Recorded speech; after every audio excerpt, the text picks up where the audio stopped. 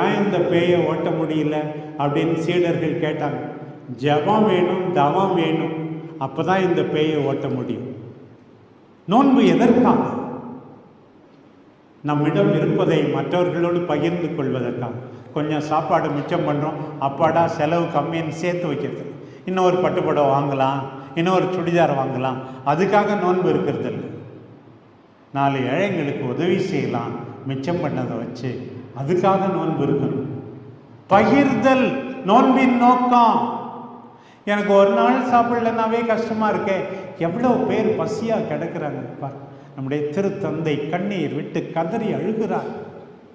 மைக்ரண்ட்னு சொல்கிறாங்களே, வந்தேரிகள்னு திட்டுறாம நம்ம சில பேரை. வந்தேரிகள் இல்லை, அவங்களுக்கும் பசி இருக்குது. புலம்பெயர்ந்தவர்கள், ஊரை விட்டு வந்தவர்கள்.